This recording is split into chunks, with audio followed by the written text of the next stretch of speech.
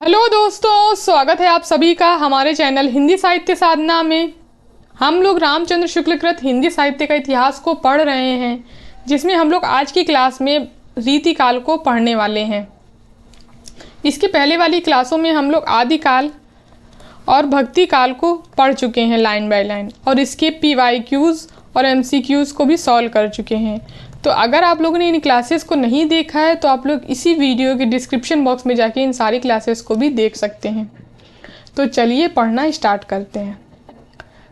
रीतिकाल को आचार्य रामचंद्र शुक्ल ने इसका समय संवत 1700 से 1900 माना है, और इसे शुक्ल जी ने कुल 3 प्रकरणों में डिवाइड किया है, जिसमें पहला प्रकरण है सामान्य परिचय, दूसरा प्रकरण है रीति ग्रंथकार कवि, और तीसरा प्रकरण है रीतिकाल के अन्य कवि। तो इस तरीके 3 प्रकरणों में डिवाइड किया गया है इसे। तो इन प्रकरणों के नाम भी आप लोगों को पता होना चाहिए, और ये भी पता होना चाहिए कितने प्रकरणों में डिवाइड किया गया है। अब हम लोग पढ़ना इसको स्टार्ट करते हैं। हिंदी काव्य पूर्ण प्रौढ़ता को पहुंच गया था। संवत 1598 में कृपाराम थोड़ा बहुत रस निरूपण भी कर चुके थे। तो हिंदी काव्य जो है भक्ति काल में इतनी रचनाएं हो चुकी थी कि अब हिंदी काव्य पूर्ण प्रौढ़ता को प्राप्त कर चुका था। संवत 1598 में कृपाराम एक कवि हुए जिन्होंने अपने ग्रंथ में थोड़ा बहुत रस निरूपण कर चुके थे। ये उसी समय के लगभग चरखारी के मोहनलाल मिश्र ने श्रृंगार सागर नामक एक ग्रंथ श्रृंगार संबंधी लिखा। तो ये मोहनलाल मिश्र का जो ग्रंथ है श्रृंगार सागर, ये श्रृंगार संबंधी ग्रंथ है, ये आप लोग याद रखेंगे। नरहरि कवि के साथ कर्नेश कवि ने कर्णाभरण, श्रुतिभूषण और भूभूषण नामक 3 ग्रंथ अलंकार संबंधी लिखे। तो एक तो आप लोग ये याद रखेंगे कि कर्नेश कवि के ये तीनों ग्रंथ है, कर्णाभरण, श्रुतिभूषण और भूभूषण। और ये भी याद रखेंगे, ये ग्रंथ देके आपसे ये भी पूछा जा सकता है कि किस प्रकार के ग्रंथ हैं, रस संबंधी हैं, अलंकार संबंधी हैं, छंद संबंधी हैं या रीति संबंधी है, किस तरीके की। तो आप लोग याद रखेंगे कि ये अलंकार संबंधी ग्रंथ हैं तीनों। रस निरूपण और अलंकार निरूपण का इस प्रकार सूत्रपात हो जाने पर केशवदास जी ने काव्य के सब अंग का निरूपण शास्त्रीय पद्धति पर किया। फिर यहाँ से ये पंक्ति इंपॉर्टेंट है, इसमें संदेह नहीं कि काव्य रीति का सम्यक समावेश पहल आचार्य केशव ने ही किया, पर हिंदी में रीति ग्रंथों की अविरल और अखंडित परंपरा का प्रवाह केशव की कवि प्रिया के प्रायः 50 वर्ष पीछे चला, और वह भी एक भिन्न आदर्श को लेकर, केशव के आदर्श को लेकर नहीं। तो जो रीति ग्रंथों की जो परंपरा चल रही थी वो केशवदास ने जब कवि प्रिया लिखी उसके 50 वर्ष के बाद रीति ग्रंथों की परंपरा चली और अविरल और अखंडित चली। और जो परंपरा चल रही थी उसमें केशवदास के आदर्शों को नहीं लिया गया था, एक भिन्न आदर्श को लेकर चली थी वो परंपरा। केशव के प्रसंग में यह पहले कहा जा चुका है कि वे काव्य में अलंकारों का स्थान प्रधान समझने वाले चमत्कारी कवि थे। तो भक्ति काल में ही शुक्ल जी ने बताया था केशवदास के संदर्भ में कि केशवदास जो थे वो काव्य में अलंकारों का स्थान प्रधान समझने वाले कवि थे। उनकी इस मनोवृत्ति के कारण ही हिंदी साहित्य के इतिहास में एक विचित्र संयोग गठित हुआ। संस्कृत साहित्य के विकास क्रम की एक संक्षिप्त उद्धरणी हो गई। फिर यहाँ से ये पंक्ति इंपॉर्टेंट है, साहित्य की मीमांसा क्रमशः बढ़ते बढ़ते जिस स्थिति पर पहुँच गई थी उस स्थिति से सामग्री ना लेकर केशव ने उसके पूर्व की स्थिति से सामग्री ली। तो साहित्य की मीमांसा जो जिस स्थिति पर पहुंच गई थी, केशवदास ने वहाँ की स्थिति किससे सामग्री नहीं ली थी अपने ग्रंथों में, उससे पूर्व, उसके पहले की स्थिति की सामग्री उन्होंने अपने ग्रंथों में ली है। उन्होंने हिंदी पाठकों को काव्यांग निरूपण की उस पूर्व दिशा का परिचय कराया जो भामह और उद्भट के समय में थी। यानी उन्होंने इस समय भामह उद्भट के समय से की सामग्री ली है अपने ग्रंथों में, उस उत्तर दशा का नहीं जो आनंदवर्धनाचार्य, मम्मट और विश्वनाथ द्वारा विकसित हुई थी। भामह और उद्भट के समय से अलंकार और अलंकारी का स्पष्ट भेद नहीं हुआ था। रस, नीति, रीति, अलंकार आदि सबके लिए अलंकार शब्द का व्यवहार होता था। तो भामह और उद्भट के समय में अलंकार और अलंकारी का कोई भेद नहीं था। उस समय रीति, अलंकार सबके लिए अलंकार शब्द का ही व्यवहार किया जाता था, यानी इन सारी चीज़ों को अलंकार ही कहा जाता था। यही बात हम केशव की कवि प्रिया में भी पाते हैं। उसमें अलंकार के सामान्य और विशेष दो भेद करके सामान्य के अंतर्गत वर्ण विषय और विशेष के अंतर्गत वास्तविक अलंकार रखे गए हैं। पर केशव दास के उपरांत तत्काल रीति ग्रंथों की परंपरा चली नहीं। कवि प्रिया के 50 वर्ष पीछे उसकी अखंड परंपरा का आरंभ हुआ। कि केशव दास जी ने जब ग्रंथ लिखे थे उसके बाद रीति ग्रंथों की परंपरा नहीं चली थी। उसके 50 वर्ष के बाद जो है वो रीति ग्रंथों की अखंड परंपरा का आरंभ हुआ था। यह परंपरा केशव के दिखाए हुए पुराने आचार्यों भामय, उद्भट आदि के मार्ग पर ना चलकर परवर्ती आचार्यों के परिष्कृत मार्ग पर चली थी, जिसमें अलंकार अलंकारे का भेद हो गया था। यानी केशव दास जी ने जिस परंपरा का अनुकरण किया था वो भामय और उद्भट के समय थी। उस समय अलंकार अलंकारे का कोई भेद नहीं था। लेकिन जो परवर्ती आचार्य थे यानी जो उनके बाद के आचार्य थे उन्होंने बाद की परंपरा का अनुसरण किया। हिंदी के अलंकार ग्रंथ अधिकतर चंद्रालोक और कुवलयानंद के अनुसार निर्मित हुए। कुछ ग्रंथों में काव्य प्रकाश और साहित्य दर्पण का भी आधार पाया जाता है। काव्य के स्वरूप और अंगों के संबंध में हिंदी के रीतिकार कवियों ने संस्कृत के इन परवर्ती ग्रंथों का मत ग्रहण किया था। यानी जो बाद में जो ग्रंथ हुए थे इनका मत ग्रहण किया था आचार्यों ने। इस प्रकार देव योग से संस्कृत साहित्य शास्त्र के इतिहास की संक्षिप्त उद्धरणी हिंदी में हो गई। हिंदी रीति ग्रंथों की परंपरा चिंतामणि से चली, अतः रीति काल का आरंभ उन्हीं से मानना चाहिए। तो रामचंद्र शुक्ल ने रीति ग्रंथों की परंपरा का आरंभ किस आचार्य से माना है? चिंतामणि त्रिपाठी से माना है। ये आप लोग याद रखेंगे, ये पेपर में पूछा जा सकता है। उन्होंने संवत 1700 के आगे पीछे काव्य विवेक, कवि कल्पतरु और काव्य प्रकाश के 3 ग्रंथ लिखकर काव्य के सब अंगों का पूरा निरूपण किया। तो ये ग्रंथ चिंतामणि त्रिपाठी के हैं, काव्य विवेक, काव्य कल्पतरु और काव्य प्रकाश। और पिंगल यह छंद शास्त्र पर भी एक पुस्तक लिखी थी। उसके उपरांत तो लक्षण ग्रंथों की भरमार सी होने लगी। यानी इनके ग्रंथ लिखने के उपरांत लक्षण ग्रंथों की भरमार होने लगी। कवियों ने कविता लिखने की एक प्रणाली ही बना ली कि पहले दोहे में अलंकार या रस का लक्षण लिखना, फिर उसके उदाहरण के रूप में कविता या सवैया लिखना। यानी इनके बाद जो रचनाएं हुई उसमें कवियों ने कविता लिखने की ये प्रणाली ही बना ली थी। जिसको काव्य ग्रंथ लिखना था उन्होंने पहले किसी दोहे अलंकार के लक्षण लिखा, उसके बाद में फिर कविता या सवैया लिखा। हिंदी साहित्य में यह अनूठा दृश्य खड़ा हुआ। संस्कृत साहित्य में कवि और आचार्य 2 भिन्न भिन्न श्रेणियों के व्यक्ति रहे। यानी संस्कृत साहित्य में कवि और आचार्य 2 भिन्न भिन्न श्रेणियों के व्यक्ति थे। यानी दोनों अलग होते थे, कवि अलग होते थे और आचार्य अलग होते थे। हिंदी काव्य क्षेत्र में यह भेद लुप्त सा हो गया। यानी संस्कृत में अलग था लेकिन इसमें यह भेद खत्म हो गया हिंदी में। इस एकीकरण का प्रभाव अच्छा नहीं पड़ा। आचार्यत्व के लिए जिस सूक्ष्म विवेचन या पर्यालोचन की शक्ति की अपेक्षा होती है उसका विकास नहीं हुआ। तो आचार्य के पद के लिए जिस सूक्ष्म विवेचन की आवश्यकता होती थी वो उसका विकास नहीं हुआ। कवि लोग एक ही दोहे में अपर्याप्त लक्षण देकर अपने कवि कर्म में प्रवृत्त हो जाते थे।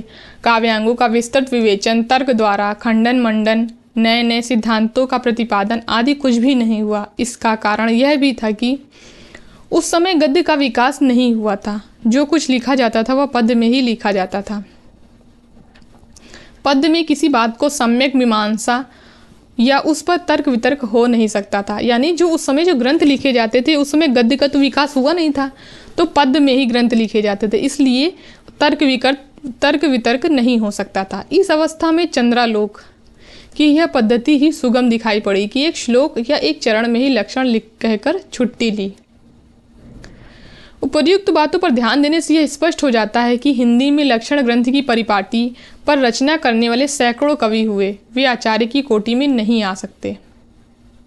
यानी कि जो हिंदी में जो लक्षण ग्रंथ लिखे गए तो उसमें जो जितने भी कवि हुए वो आचार्य की कोटि में सारे नहीं आ सकते, क्योंकि आचार्य की कोटि में आने के लिए सूक्ष्म विवेचन की आवश्यकता थी जो कि नहीं होता था उन लोगों में।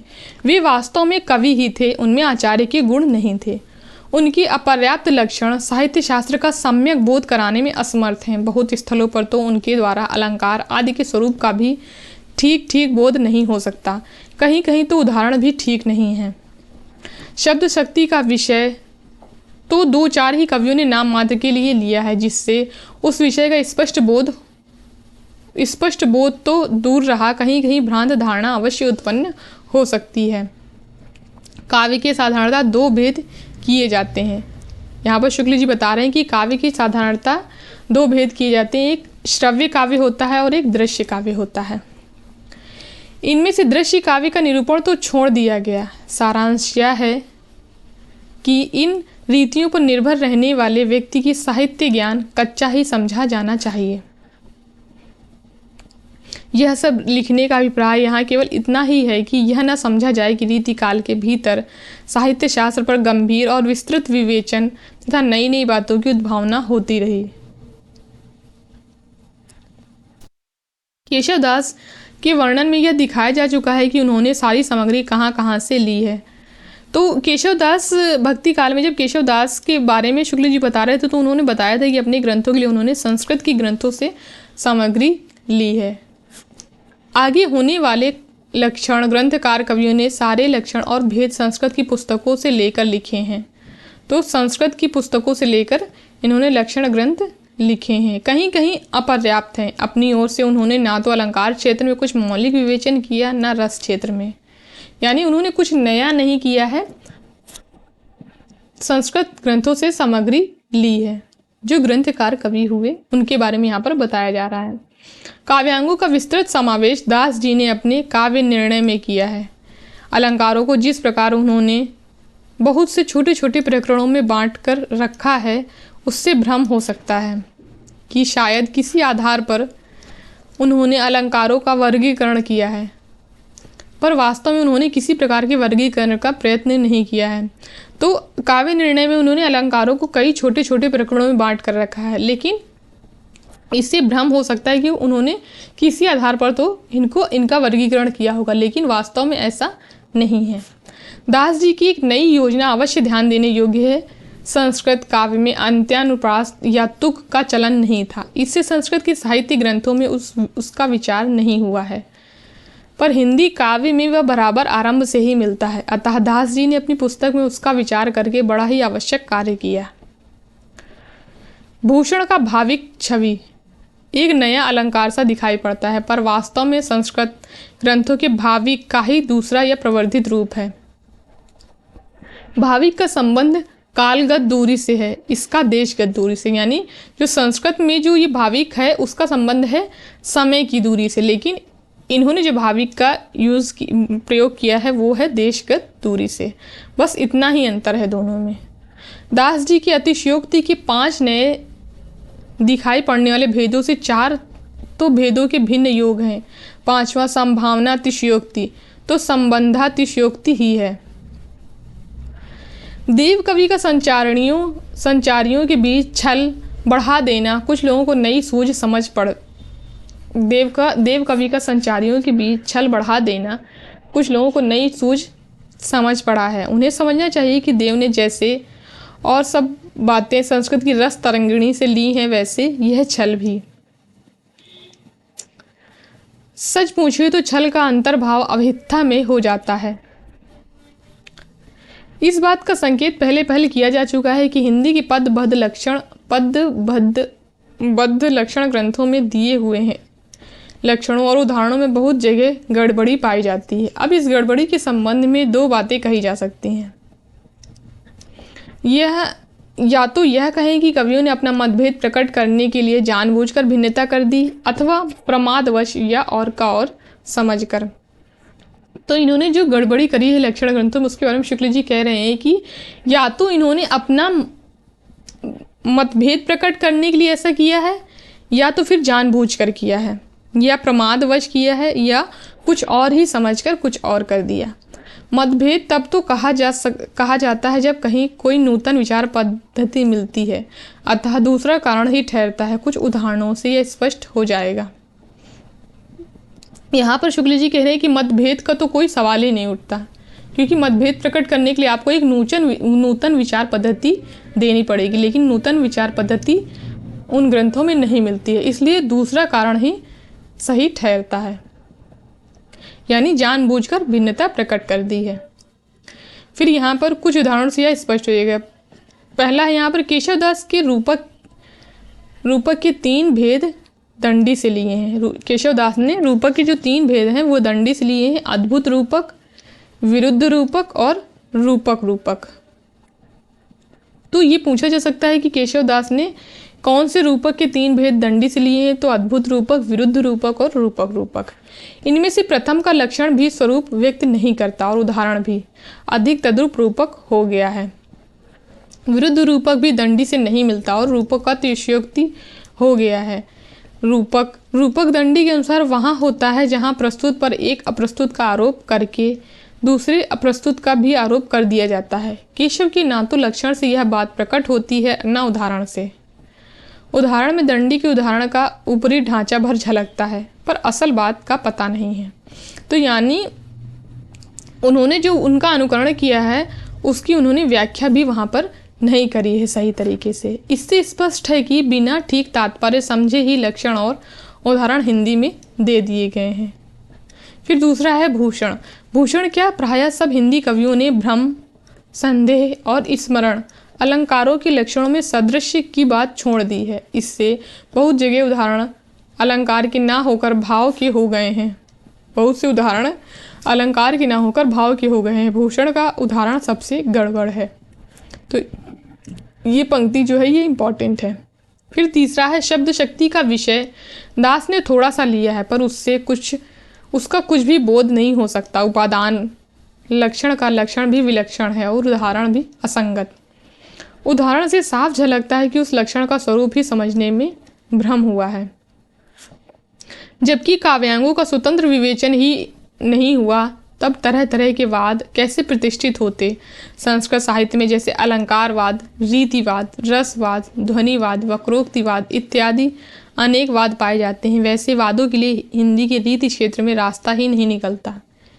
फिर यहाँ से ये पंक्ति इंपॉर्टेंट है। केशव को ही अलंकार आवश्यक मानने के कारण अलंकारवादी कह सकते हैं। केशव के उपरांत रीति काल में होने वाले कवियों ने किसी वाद का निर्देश नहीं किया, वे रस को ही काव्य की आत्मा या प्रधान वस्तु मानकर चले हैं। महाराज जसवंत सिंह, यहाँ से ये पंक्ति इतनी इम्पॉर्टेंट है। महाराज जसवंत सिंह ने अपने भाषा भूषण की रचना चंद्रालोक के आधार पर की है, पर उसके अलंकार की अनिवार्यता वाले सिद्धांत का समावेश नहीं किया है। तो यहाँ पर महाराज जसवंत सिंह का जो भाषा भूषण ग्रंथ दिया हुआ है यहाँ पर, तो इसमें आप लोग ये याद रखेंगे कि ये देखिए पूछा जा सकता है कि इन्होंने इस ग्रंथ की रचना किसके आधार पर की है, तो चंद्रालोक के आधार पर इन्होंने अपने भाषा भूषण ग्रंथ की रचना की है। इन रीति ग्रंथों के कर्ता, फिर यहाँ से ये पंक्ति इंपॉर्टेंट है, इन रीति ग्रंथों के कर्ता भावुक, सहृदय और निपुण कवि थे। उनका उद्देश्य कविता करना था, ना कि काव्यांगों का शास्त्रीय पद्धति पर निरूपण करना। अतः उनके द्वारा बड़ा भारी कार्य यह हुआ कि रसों, विशेषतः श्रृंगार रस और अलंकारों के बहुत ही सरस और हृदयग्राही उदाहरण अत्यंत प्रचुर परिमाण में प्रस्तुत हुए। ऐसे सरस और मनोहर उदाहरण संस्कृत के सारे लक्षणों से चुनकर इकट्ठा करें तो भी इतनी अधिक संख्या ना होगी। तो ये पंक्ति जो है ये इम्पॉर्टेंट है। अलंकारों की अपेक्षा नायिका भेद की ओर कुछ अधिक झुकाव रहा। इससे श्रृंगार रस के अंतर्गत बहुत मुक्तक रचना हिंदी में हुई। इस रस का इतना अधिक विस्तार हिंदी साहित्य में हुआ कि इसके एक अंग को लेकर स्वतंत्र ग्रंथ रचे गए। इस रस का सारा वैभव कवियों ने नायिका भेद के भीतर दिखाया, यानी यहाँ पर जो रस बताया जा रहा है वो श्रृंगार रस की बात हो रही है यहाँ पर, कि इसका सारा वैभव कवियों ने नायिका भेद के भीतर ही दिखाया। रस ग्रंथ वास्तव में नायिका भेद के ही ग्रंथ हैं, इसमें जिनमें दूसरे रस पीछे संक्षेप में चलते कर दिए गए हैं। नायिका श्रृंगार रस का अवलंबन है। इस अवलंबन के अंगों का वर्णन एक स्वतंत्र विषय हो गया है और ना जाने कितने ही ग्रंथ केवल नक्षिक वर्णन के लिए लिखे गए हैं। तो रस ग्रंथ जो थे वो विशेषतः नायिका भेद के अंतर्गत ही लिखे गए हैं। इसी प्रकार उद्दीपन के रूप में षट ऋतु वर्णन पर भी अलग पुस्तकें लिखी गई हैं। विप्रलंब संबंधी 12 मासे भी कुछ कवियों ने लिखे हैं। रीति ग्रंथों की इस परंपरा द्वारा साहित्य के विस्तृत विकास में कुछ बाधा भी पड़ी है। प्रकृति की अनेक रूपता, जीवन की भिन्न भिन्न चिंत्य बातों तथा जगत के नाना रहस्यों की ओर कवियों की दृष्टि नहीं जाने पाई। वह एक प्रकार से बद्ध और परिमित सी हो गई। उसका क्षेत्र संकुचित हो गया। वाग्धारा बंधी हुई नालियों में प्रवाहित होने लगी, जिससे अनुभव के बहुत से गोचर और अगोचर विषय रससिक्त होकर सामने आने से रह गए। दूसरी बात यह हुई कि कवियों ने व्यक्तिगत विशेषता की अभिव्यक्ति का अवसर बहुत ही कम रह गया। कुछ कवियों की बीच भाषा शैली, पद विन्यास, अलंकार विधान आदि बाहरी बातों का भेद हम थोड़ा बहुत दिखा सके हैं, पर उनका अभ्यंतर प्रवृत्ति के अन्वेषण में समर्थ उच्च कोटि की आलोचना की सामग्री बहुत कम पा सकते हैं। फिर यहाँ से ये पंक्ति इम्पॉर्टेंट है। रीतिकाल में एक बड़े भारी अभाव की पूर्ति हो जानी चाहिए थे, पर वह ना हुई। ये भी पंक्ति इम्पॉर्टेंट है कि भाषा जिस समय सैकड़ों कवियों द्वारा परिमार्जित होकर पूर्णता को पहुंची, उसी समय व्याकरण द्वारा उसकी व्यवस्था होनी चाहिए थी कि जिससे उस च्युत संस्कृति दोष का निराकरण होता जो ब्रज भाषा काव्य में थोड़ा बहुत सर्वत्र पाया जाता है, जो कि नहीं हुआ था। भाषा जो है वो सैकड़ों कवियों द्वारा परिमार्जित होनी चाहिए थी और पूर्णता प्राप्त होनी चाहिए थी, जो ऐसा कि नहीं हुआ रीतिकाल में। और नहीं तो वाक्य दोषों का पूर्ण रूप से निरूपण होता, जिससे भाषा में कुछ और सफाई आती। बहुत थोड़े कवि ऐसे मिलते हैं जिनकी वाक्य रचना सुव्यवस्थित पाई जाती है। तो शुक्ल जी यहाँ पर कह रहे हैं कि रीतिकाल में जो भाषा परिमार्जित होनी चाहिए थी, पूर्णता को प्राप्त होनी चाहिए थी, वैसा कुछ नहीं हुआ। भूषण अच्छे कवि थे। फिर यहाँ से ये पंक्ति इंपॉर्टेंट है। भूषण अच्छे कवि थे, जिस रस को उन्होंने लिया उसका पूरा आवेश उनमें था, पर भाषा उनके अनेक स्थलों पर सदोष है। यदि शब्दों के रूप स्थिर हो जाते और शुद्ध रूपों के प्रयोग पर जोर दिया जाता, तो शब्दों को तोड़ मरोड़ कर विकृत करने का साहस कवियों को ना होता। पर इस प्रकार कोई व्यवस्था नहीं हुई, जिससे भाषा में बहुत कुछ गड़बड़ी बनी रही। तो भाषा जो है वो रीतिकाल में परिष्कृत नहीं हो पाई। भाषा की गड़बड़ी, यहाँ से फिर ये पंक्ति इंपॉर्टेंट है। भाषा की गड़बड़ी का एक कारण ब्रज और अवधि इन दोनों काव्य भाषाओं का कवि की इच्छा अनुसार सम्मिश्रण भी था। यानी यहाँ पर शुक्ल जी बता रहे हैं कि भाषा की जो गड़बड़ी है उसका एक कारण ये भी था कि ब्रज और अवधि इन दोनों काव्य भाषाओं का मिश्रित रूप से अपने ग्रंथों में प्रयोग करना, ये एक भाषा की गड़बड़ी का कारण था।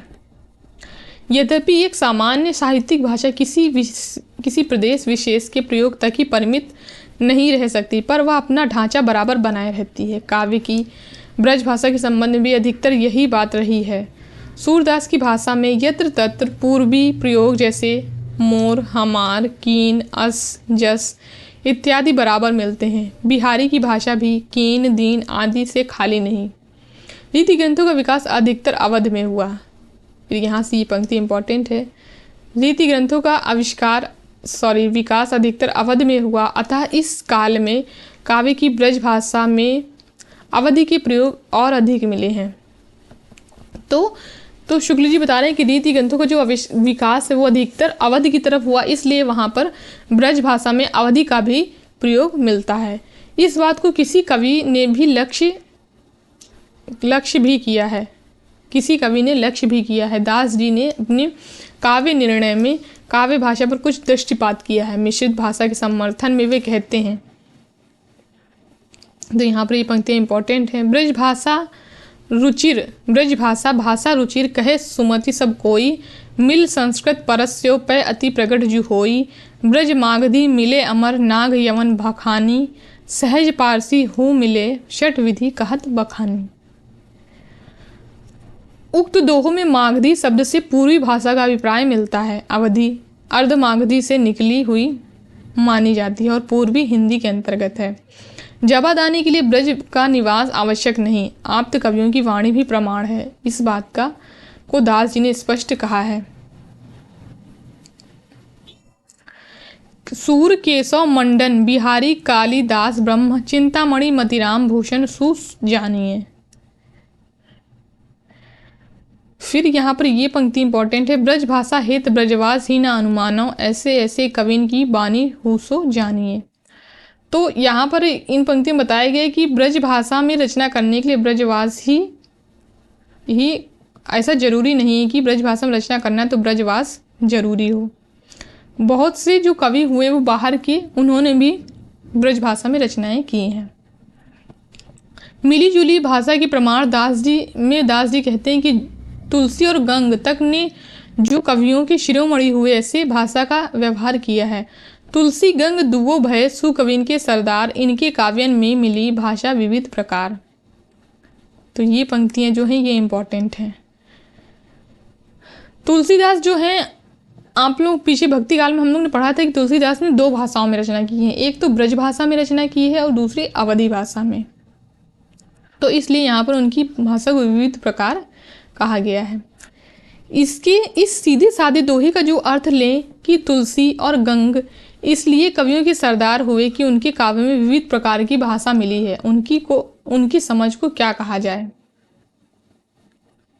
दास जी ने काव्य भाषा के स्वरूप का जो निर्णय किया वह कोई 100 वर्षों की काव्य परंपरा के पर्यालोचन के उपरांत किया। यानी कि दास जी जो है उन्होंने काव्य भाषा का जो निरूपण किया है, स्वरूप का निरूपण किया है, वो अपने 100 वर्षों की काव्य परंपरा के पर्यालोचन यानी देखने के बाद किया है। अतः उनका स्वरूप निरूपण तो बहुत ठीक है। उन्होंने काव्य भाषा ब्रज भाषा ही कही जिसमें और भाषाओं के शब्दों का मेल हो सकता है। पर यहाँ से ये पंक्ति इंपॉर्टेंट है, भाषा संबंधी और अधिक मीमांसा न होने के कारण कवियों ने अपने को अन्य बोलियों के शब्दों तक ही परिमित नहीं रखा। उनके कारक चिन्हों और क्रिया के रूपों का भी वे मनमाना व्यवहार बराबर करते रहे। ऐसा केवल सौंदर्य दृष्टि से करते थे, किसी सिद्धांत के अनुसार नहीं। करना कि भूतकाल के लिए वे छंद की आवश्यकता के अनुसार कियो, कीना, करियो, करियो, कीन, यहाँ तक कि किए तक रखने लगे थे। इसका परिणाम यह हुआ कि भाषा को वह स्थिरता न प्राप्त हो सकी जो किसी साहित्यिक भाषा के लिए आवश्यक है। रूपों के स्थिर न होने से यदि कोई विदेशी काव्य की ब्रज भाषा का अध्ययन करना चाहे तो उसे कितना कठिनता होगी। भक्ति काल की प्रारंभिक अवस्था में ही किस प्रकार मुसलमानों के संसर्ग से कुछ फारसी के शब्द और चलन भाव मिलने लगे थे। फारसी के शब्द और चलन भाव मिलने लगे थे। यानी मुसलमान जब भक्ति काल में लोग देखा था कि मुसलमान प्रतिष्ठित हो चुके थे भारत में, तो उनके आने से फारसी के भी कुछ शब्द जो हैं वो भाषा में मिलने लगे थे। इसका उल्लेख हो चुका है। नामदेव और कबीर आदि की बात तो क्या ही, तुलसीदास ने भी गनी, गरीब, साहब इत्यादि, उम्र-दराज आदि बहुत से शब्दों का प्रयोग किया है। सूर में ऐसे शब्द अवश्य मिलते हैं। यानी कि मुसलमानों के भारत में आ जाने से उनकी जो फारसी भाषा थी वो भी, उसके भी कुछ शब्द हम लोग की भाषा में आने लगे थे। फिर मुसलमानी राज्य की दृढ़ता के साथ साथ इस प्रकार के शब्दों का व्यवहार ज्यों ज्यों बढ़ता गया त्यों त्यों कवि लोग उन्हें अधिकाधिक स्थान देने लगे। यानी ज्यों ज्यों उनका व्यवहार, उनकी जो उनका जो राज्य था वो दृढ़ता के साथ यहाँ स्थापित होने लगा, त्यों त्यों उनके जो शब्द थे वो अधिक से अधिक भाषाओं में आने लगे। राजा महाराजाओं के दरबार में विशेष विदेशी शिष्टता और सभ्यता के व्यवहार का अनुकरण हुआ और फारसी के लच्छेदार शब्द वहाँ चारों ओर सुनाई देने लगे। अतः भाटिया कवि लोग आयुष्मान और जय जयकार तक ही अपने को कैसे रख सकते थे। वे भी इस दरबार में खड़े होकर उम्र दराज महाराज तेरी चाहिए पुकारने लगे। बखत बुलंद आदि शब्द उनकी जबान पर नाचने लगे। यह तो हुई व्यवहारिक भाषा की बात। फारसी काव्य के शब्दों को भी थोड़ा बहुत कवियों ने अपनाना आरंभ किया। रीतिकाल में ऐसे शब्दों की संख्या और कुछ बढ़ी, पर यह देखकर हर्ष होता है कि अपनी भाषा की सरसता का ध्यान रखने वाले उत्कृष्ट कवियों ने ऐसे शब्दों को बहुत ही कम स्थान दिया है। परंपरागत साहित्य का कम अभ्यास रखने वाले साधारण कवियों ने कहीं कहीं बड़े बेढंगे तौर पर ऐसे विदेशी शब्द रखे हैं। यानी पुराने साहित्य का जिनको ज्ञान नहीं था, उन जो साधारण कवि थे, उन्होंने विदेशी शब्दों को भी अपने ग्रंथों में रखा है, अपनी भाषा में लिया है। कहीं कहीं खुशबोयन आदि उनकी विकृत शब्दों को देखकर शिक्षितों को एक प्रकार की विरक्ति सी होती है और उनकी कविता गंवारों की रचना सी लगती है। शब्दों के साथ साथ कुछ थोड़े से कवियों ने इश्क की शायरी की पूरी अलंकार सामग्री तक उठाकर रख ली है और उनके भाव भी बांध दिए हैं। रस निधिकृत रतन हजारा, तो ये रस निधि का ग्रंथ है रतन हजारा में यह बात अरुचिकर मात्रा में पाई जाती है। बिहारी, फिर यहाँ से ये इम्पॉर्टेंट है, बिहारी ऐसे परम उत्कृष्ट कवि भी यद्यपि फारसी भावों के प्रभाव से नहीं बचे हैं, पर उन्होंने उन भावों को अपने देसी सांचे में ढाल लिया जिससे वे खटकते क्या सहसा लक्ष्य भी नहीं होते हैं। तो बिहारी ऐसे जो कवि हुए उन्होंने भी फारसी भावों को वो उनके ग्रंथों में आए हैं, लेकिन उन्होंने उसको देसी सांचे में ढाल कर रखा है उन शब्दों को, जिससे वे खटकते क्या लक्ष्य भी नहीं होते हैं। उनकी विरह ताप की अत्युक्तियों में दूर की सूझ और नाजुक ख्याली बहुत कुछ फारसी की शैली की है, पर बिहारी रसभंग करने वाले विभत्स रूप कहीं नहीं लाए हैं। यहाँ पर उल्लेख कर देना भी आवश्यक जान पड़ता है कि रीतिकाल के कवियों के प्रिय छंद कवित्त और सवैये रहे हैं। तो यहाँ पर शुक्ल जी बता रहे हैं कि रीतिकाल के जो कवि थे उनके प्रिय छंद कवित्त और सवैये रहे हैं। तो ये पूछा जा सकता है पेपर में कि रीतिकाल के जो कवि थे उनके प्रिय छंद कौन कौन से रहे हैं। तो कवित्त और सवैये ये आप लोग याद रखेंगे। कवित्त तो श्रृंगार और वीर दोनों रसों के लिए समान रूप से उपयुक्त माना गया था। ये पंक्ति यहाँ पर इम्पॉर्टेंट है। वास्तव में पढ़ने के ढंग में थोड़ा विभेद कर देने से उसमें दोनों के अनुकूल नाद सौंदर्य पाया जाता है। सवैया, श्रृंगार और करुण इन दो कोमल रसों के लिए बहुत उपयुक्त होता है। यद्यपि वीर रस की कविता में भी इसका व्यवहार कवियों ने जहाँ तहाँ किया है। वास्तव में श्रृंगार और वीर इन्हीं दोनों दो रसों की कविता इस काल में हुई है, प्रधानता श्रृंगार की ही रही है। तो यहाँ पर शुक्ल जी बता रहे हैं कि रीतिकाल में जो है वो श्रृंगार और वीर इन्हीं दोनों रसों की कविता इस काल में हुई है और प्रधानता जो कहें तो वो श्रृंगार की ही रही है। इसमें इस काल को रस के विचार से कोई श्रृंगार काल कहे तो कह सकता है।